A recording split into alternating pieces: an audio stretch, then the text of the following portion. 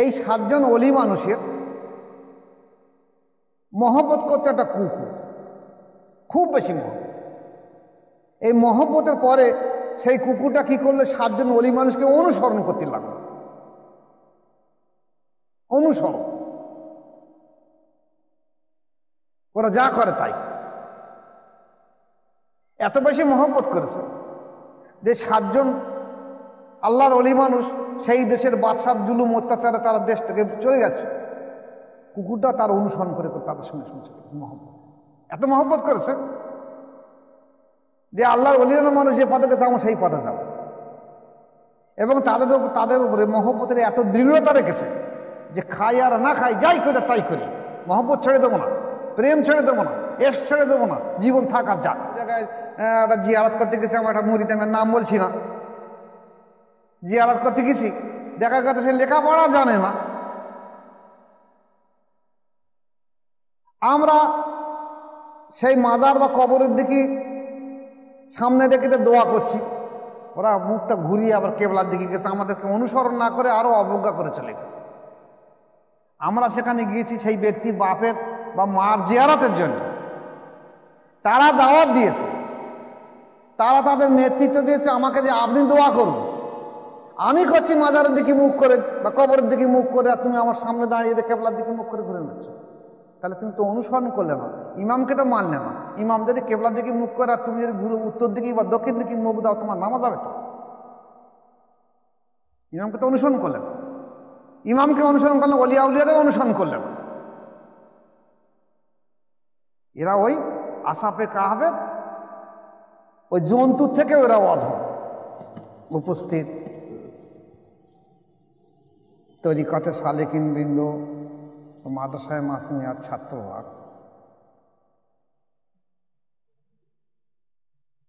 আজ তো আমাদের একটা বিশেষ জিনিস বলে দিয়ে দিচ্ছি, এগুলোকে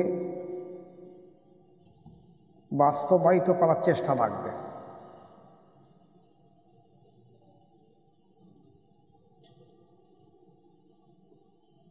হায়াত মৌতির ব্যাপার কতদিন আমি তোমাদের সামনে থাকবো সে তো বলতে পারবো না। যেগুলো বলে যাচ্ছে সেগুলো চেষ্টা করবে আমলের জিন্দিগিতে রেখে দেওয়ার জন্য। যত বাধা আসুক দেখবে ওর মধ্যে বরকত আসবে।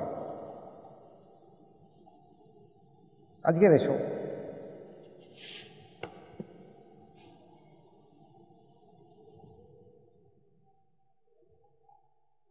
হুজুর পাক সাল্লাল্লাহু আলাইহি ওয়াসাল্লামের জমানায় উনি প্রথম অবস্থায় সাহাবাদের বলেছিলেন তোমরা মাজারের ধারে যাবে না।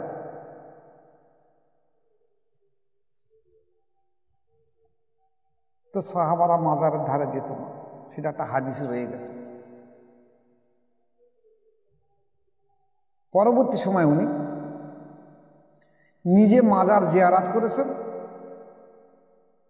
এবং সাহাবাদের জিয়ারাত করার জন্য তাকিদ দিয়েছেন, আদেশ দিয়েছেন যে আমি তখন বলেছিলাম তখন তোমরা ইসলামের ভিতরে পরিপূর্ণ আত্মসমর্পণ করতে পারোনি, কারণ তোমরা শিরিক বিদআত কাজ করতে, তাই আপাতত মাজার থেকে তোমাদের মন ঘোরাতে বলেছিলাম। এখন তোমরা সংশোধন হয়েছ, তোমাদের দৃঢ়তা এসে ইমানের উপরে, ইসলামের উপরে, এখন তোমরা মাজার জিয়ারত করতে পারো, সেখানে তোমাদের শিরকের কোনো অসুবিধা হবে না। তাহলে মাজার জিয়ারত করা রাসূল পাক সাল্লাল্লাহু আলাইহি ওয়াসাল্লাম নিজে করেছেন, ওদের আমাদের সুন্নতে নবমী, সাহাবারা করেছেন, আমাদের করতে। শুধু এ না, মাজার জিয়ারত সম্পর্কে রাসূল পাক সাল্লাল্লাহু আলাইহি ওয়াসাল্লাম এমনও কথা বলেছেন যে যদি কোনো ব্যক্তি শুধুমাত্র হজ পাকে না, শুধু আমার মাজার জিয়ারতের উদ্দেশ্যে যদি আসে, কারণ যারা হজ পাকে যায় বা উমরা শরীফে যায় তারা তো গিয়ে কাবা তওয়াফ, সাফা মারওয়া সাই করার পরে মদিনা শরীফে আসতে হবে, রাসূলুল্লাহর মাজার জিয়ারত করতেই হবে। কিন্তু যদি কোনো ব্যক্তি দেখা যাচ্ছে মদিনার আশেপাশের কোনো ব্যক্তি সে হজে যাবে না, কিন্তু তার মনটা আমাদের রাসূলের মাজার জিয়ারত করে আসবে, তো যেতে পারে মনটা নেই। তা আল্লাহ রাসূল বলছে দেখো যদি কোনো ব্যক্তি শুধুমাত্র আমার মাজারের জিয়ারতের উদ্দেশ্যে বাড়তে পারে না, তাহলে তার জন্য আমার সুপারিশ করা ওয়াজিব হয়। তাহলে মাজার জিয়ারতের তাকিদ দিয়েছে। সেই মাজার জিয়ারতের উদ্দেশ্য নিয়ে দেখা গেছে হুজুর পাক সাল্লাল্লাহু আলাইহি ওয়াসাল্লাম সবে বারাতের রাত্রে জান্নাতুল বাকিতে মাদার জিয়ারত করেছে। এবং রমজান ছাড়া অধিকাংশ রোজা উনি বেশি বেশি রোজা রেখেছেন শাবান মাসে।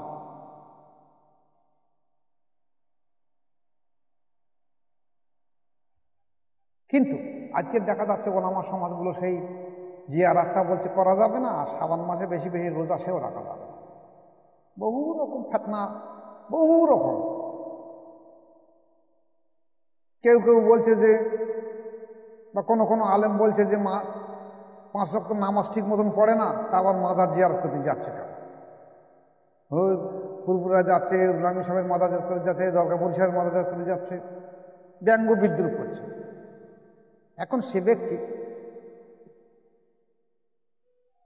চেষ্টা করে নামাজ কালাম পড়ার, হয়তো কোনো কারণবশত সে পেরে ওঠে না, তার নফসের প্ররোচনায় হোক আর যেভাবেই হোক, কিন্তু তবু তো সে আল্লাহর ওলিদের মহব্বত করে, সেই জন্য সেখানে জিয়ারত জন্য ছুটে গেছে। তুমি তাদেরকে ব্যঙ্গ বিদ্রুপ করছো কেন, বাজে কথা বলছো কেন? রাসূল পাক সাল্লাল্লাহু আলাইহি ওয়াসাল্লাম মাজার জিয়ারত করেছে, ওরা সেই উদ্দেশ্যে গিয়েছে এবং আল্লাহর ওলিদের মহব্বতের জন্য গিয়েছে। দ্বিতীয় হলো রাসূল পাক সাল্লাল্লাহু আলাইহি ওয়াসাল্লাম রোজা রেখেছে সবে বারাতের সময় এই মাসে,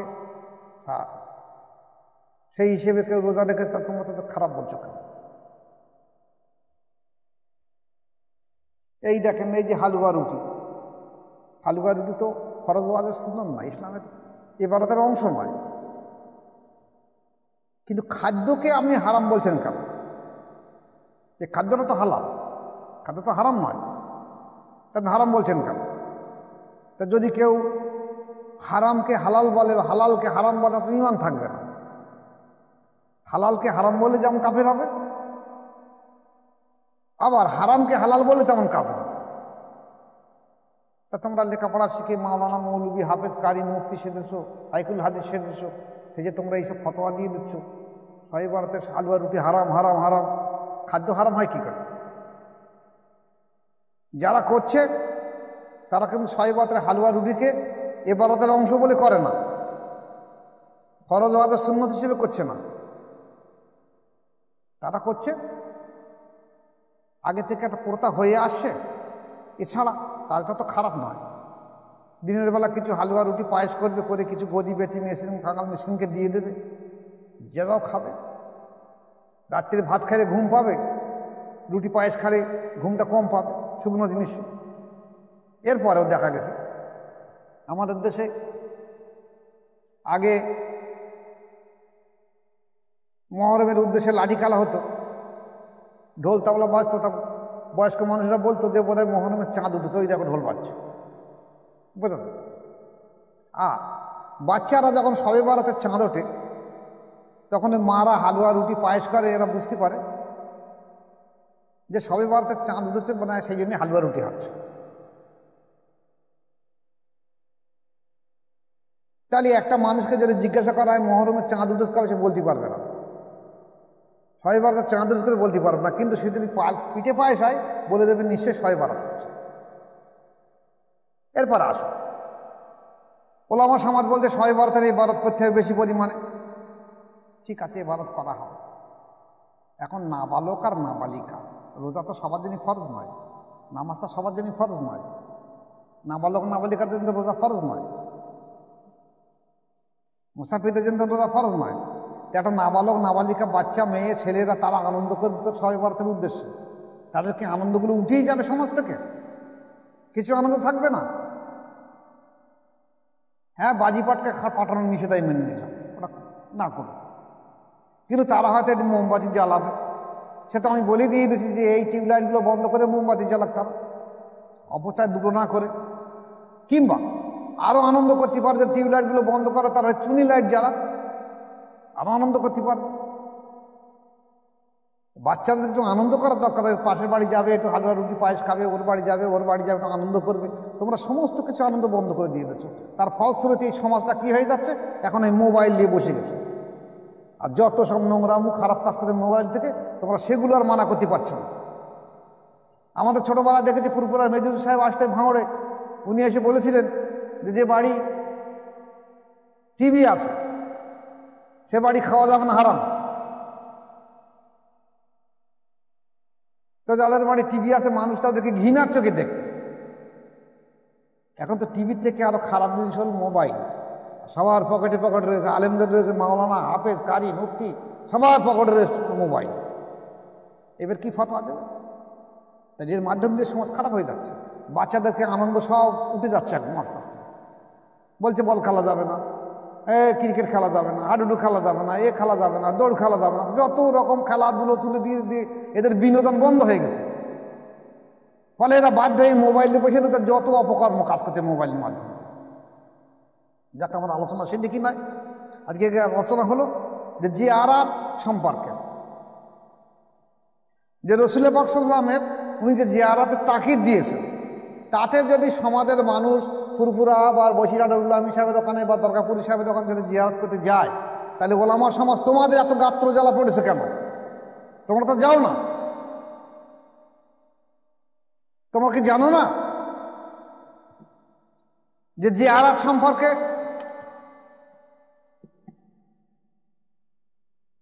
আল্লাহর ওলিদের মাথা জিয়ারত করলে কতটা লাভ হয়? ভালো করে খেয়াল রাখবে। কোরআন শরীফের সূরা কাহাব বলে একটা সূরা এসেছে। এই সূরা কাহাব, এই আসহাবে কাহাবের মধ্যে 7 জন বিশ্বস্ত আল্লাহর ওলি মানুষ আর একটা কুকুরের ঘটনা এসেছে। একটা কুকুরকে সাধারণ মানুষ ঘৃণার চোখে দেখে। এই হিসেবে ইউটিউবে একটা আলোচনা করে দিয়ে দেব। তা এই 7 জন অলি মানুষের মহব্বত করতে একটা কুকুর মহব্বত করতে, খুব বেশি মহব্বত। এই মহব্বতের পরে সেই কুকুরটা কি করলো? 7 জন অলি মানুষকে অনুসরণ করতে লাগলো। অনুসরণ, ওরা যা করে তাই। এত বেশি মহব্বত করেছে যে 7 জন আল্লাহর অলি মানুষ সেই দেশের বাদশার জুলুম অত্যাচারে তারা দেশ থেকে চলে গেছে।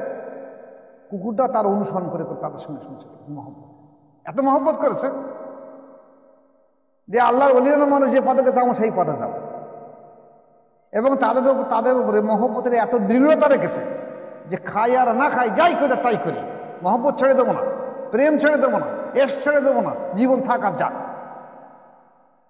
তাহলে এই 7 জন আল্লাহর ওলি মানুষ যখন গুহার ভেতরে লুকিয়ে আত্মগোপন করে থাকলো, কুকুরটা সেই দরজার পাশে পাহারা দিতে লাগলো। মারা গেল সবাই। আল্লাহর আবার হুকুম হলো, 300-400 বছর পরে সবাই আবার জীবিত হয়ে উঠল।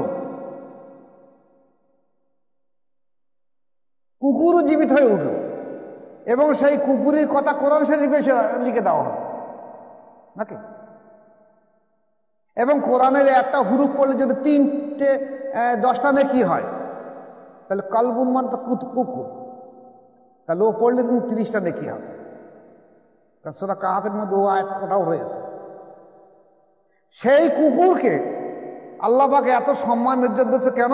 অলি মানুষের উপরে মহব্বত রেখেছে, অলি মানুষের সঙ্গে অনুসরণ করেছে, আর অলি মানুষের জন্য জীবন যদি যায় তাও বি আচ্ছা, তবু দৃঢ়তা সে দাঁড়িয়ে রয়েছে। আল্লাহ পাক সম্মান দিয়েছে কি? কোরআন শরীফে সেই কুকুরের কথা লিখে রেখেছে। প্রতিনামিত কথা। শুধু তাই না, প্রত্যেকটা তাবিজের কেতাবে দেখে নেবেন। রুহুল আমিন রহমতুল্লাহ তাবিজের কেতাব, নেসারউদ্দিন সাহেবের তাবিজের কেতাব থেকে আরম্ভ করে আশরাফ আলী থানভী সাহেবের তাবিজের কেতাব দেখে নেবেন। সমস্ত তাবিজের কেতাবে লেখা রয়েছে, যদি কোনো ব্যক্তির বাড়ির জেন বা দৈত্যের উপদ্রব হয় বা ব্যবসা বাণিজ্যের অসুবিধা হয়, তাহলে এই আসহাবে কাহাফের নাম আর তার মাজায় সে কুকুর নাম লিখে দিয়ে লটকে দিলি, দেখা যাবে সেখান থেকে জেনেরা পালিয়ে যাবে এবং বরকত হবে। তোমরা এমন মারা না, তোমাদের নাম কেউ লেখে না, কুকুরের নামও লিখে যাচ্ছে। তোমরা আল্লাহর ওলিকে ঘৃণার চোখে দেখছো বলে আল্লাহ তোমাদের ইজ্জত দেয়নি। আর একটা কুত্তা চতুষ্পদ জানোয়ার, সে আল্লাহর ওলিদের সম্মান ইজ্জত করেছে, মহব্বত করেছে, প্রেম করেছে, অনুসরণ করেছে, তার জন্য জীবন দিয়েছে। তাই আল্লাহ পাক তার নাম কোরআন শরীফের ভিতরে রেখে দিয়েছে, এবং তার নাম এই আসহাবে কাহাফের সঙ্গে সেই কুকুরের নামও যদি লটকে দেওয়া হয়, সেখান থেকে জিন পালিয়ে যায়। এমনকি যে বাড়ি, যে ব্যবসার বরকত হয় না, সেখানে এই আসহাবে কাহাফের সঙ্গে কুকুরের নাম লিখে দিলে সেখানে ব্যবসার বরকত হয়। তাহলে তোমরা এমন আলেম, এমন মাওলানা, এমন হাফেজ, কাজী, মুফতি, তোমাদের বললো আমাদের নাম লিখে দিলে সিঁড়ি খাবে, আর কুকুরের নাম লিখে দিলে কিন্তু জেন পালাচ্ছে। তোমরা কীরকম মানুষ? তোমরা এই চতুষ্পদ জানোয়ার উত্তম না তোমরা উত্তম? সে অনুসরণ করতে দেরি করছে, তোমরা অনুসরণ তুলে দিয়ে দিচ্ছ। এই প্রসঙ্গে আসি।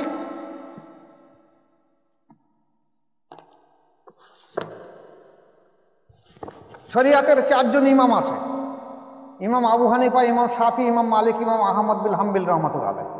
ইমাম আবু হানিফা রহমাতুল্লাহ আলাইহি সর্বপ্রথম হাদিসের কিতাব লিখেছে, কিন্তু আজকে এনার নামটা উঠেই যাচ্ছে। এখন সেই 6টা হাদিস, 6টা হাদিস মুখস্থ করে করে মানুষ এমন করে ফেলেছে যে ইমাম আবু হানিফা রহমাতুল্লাহ হাদিসটা উঠেই গেছে, মসনাদ ইমাম আবু হানিফা উঠেই গেছে, মানুষ তুলে দিচ্ছে। নাম বললে বুঝতে পারো। এই ইমাম আবু হানিফা রহমাতুল্লাহ আলাইহি দেখেন, রাসূল পাক সাল্লাল্লাহু আলাইহি ওয়াসাল্লামের রওজা জিয়ারত সম্পর্কে বলছে। উনি বলছে যে আমি ইবনে উমর রাদিয়াল্লাহু কাছে শুনেছি, উনি বলেছেন যে তোমরা সুন্নত তরিকা হলো, তোমরা যখন রাসূল পাক সাল্লাল্লাহু আলাইহি ওয়াসাল্লামের মাজার জিয়ারত করতে যাবে, তখন কাবার দিকে পিছন দেবে, যে আল্লাহ রসুলের মাজারের সামনে দাঁড়াবে, কাবার দিকে পিছনে দাঁড়িয়ে আল্লাহ রসুলকে সালাম জানাবে বা দোয়া করবে। রাসূল পাক সাল্লাল্লাহু আলাইহি ওয়াসাল্লামের মাজার জিয়ারত করার ইতিহাস মুসনাদ ইমাম আবু হানিফা রাহমাতুল্লাহ। এছাড়া হযরত ইবনে উমর রাদিয়াল্লাহু আনহু যখন বাইরে যেতেন বা বাইরের সফর থেকে ফিরে আসতেন, তখন রাসূল পাক সাল্লাল্লাহু আলাইহি ওয়াসাল্লামের মাজার জিয়ারত করতে যেতেন এবং কেবলার দিকে পিছন দিয়ে আল্লাহ রসুলের মাজার সামনে দেখে সেখানে উনি দোয়া করতেন।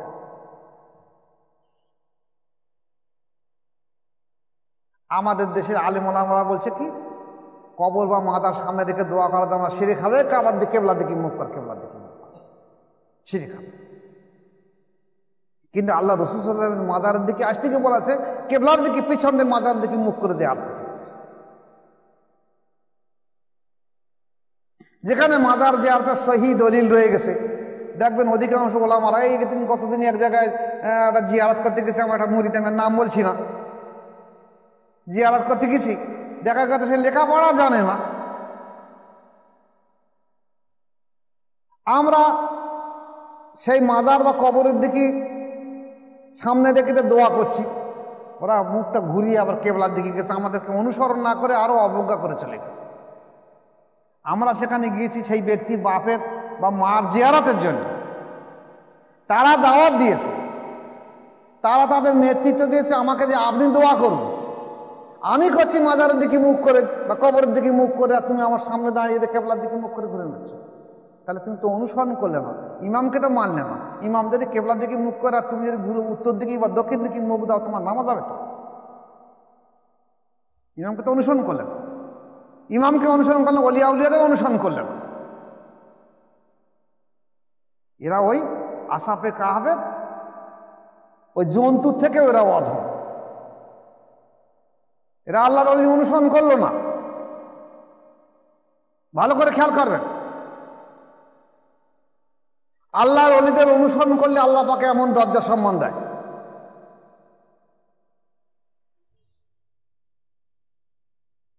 অনুসরণ তো মানুষের ভিতরে নেই, আত্মসমর্পণ নেই, ভালোবাসা নেই, ইস্তেকামাত নেই যে আমি দৃঢ়তার সঙ্গে ধরে রেখে দেবো, এটাও নেই। সব ধোকাবাজি, চিটিংবাজি সব। খাজা মঈনুদ্দিন চিশতি রহমাতুল্লাহ আলাইহি উনি ওনার মুর্শিদের কাছে খেলাফত পাওয়ার পরে 2.5 বছর পরে মুর্শিদ ওনাকে খেলাফত দিয়ে দায়িত্ব দিয়ে দিয়েছে, কিন্তু তবু উনি কোনো কোনো কেতাবে এসে 12 বছর, কোনো কোনো কেতাবে এসে 18 বছর মুর্শিদের দরবারে চুপচাপ ছিলেন। কেন? আগে মহব্বত করেছে, অনুসরণ করেছে, এইবারে দৃঢ়তা রেখে দিয়ে দেখি আমি কি ফায়দা না। আল্লাহ তার ইজ্জত সম্মান বাড়িয়ে দিয়েছে।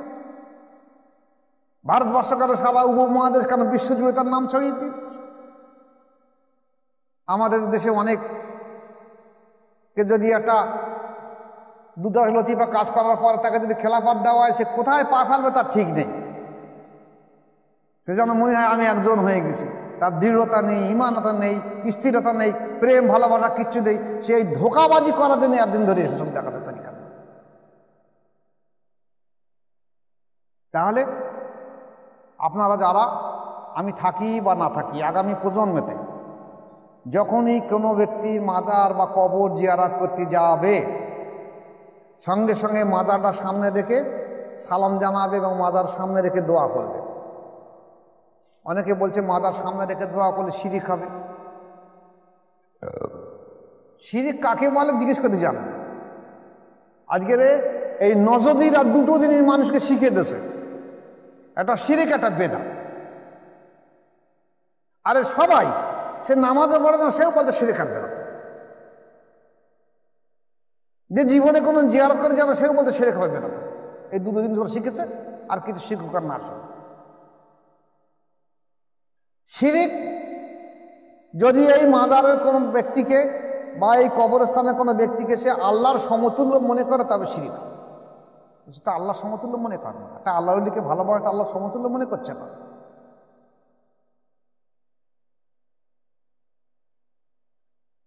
আমি আমার আব্বার মাজার জিয়ারত করার সময় এরকম ধরনের মাজার যখন সামনে রেখে করি, দেখা যাচ্ছে আমার অনেক তরিকার ভাইরা, আমার নিজের ভাইরা পর্যন্ত আপত্তি করেছে,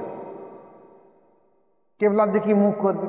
আসলে এরা সুন্নি জামাত বলছে, দাড়ি টুপি সব রেখে দিয়েছে,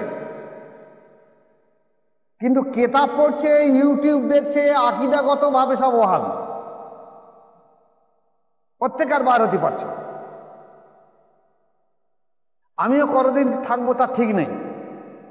যতগুলো মানুষ আমার অনুসরণ করে, ভালোবাসে এবং অনুসরণ করে, তারা এই অনুসরণের উপরে আমি দোয়া রাখি তারা যেন চিরকাল কামিয়াবি থাকে, যতদিন বেঁচে থাকে।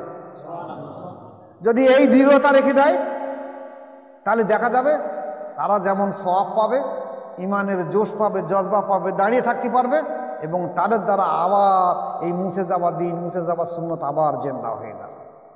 আমি দোয়া রাখি যে আল্লাহ পাক আমাদের প্রত্যেক ভাইকে এর উপরে টিকে থাকার তৌফিক দেখ। ওমা আলাইনা ইল্লাল বালাগ। আসসালামু আলাইকুম ওয়া রাহমাতুল্লাহি ওয়া বারাকাতুহু।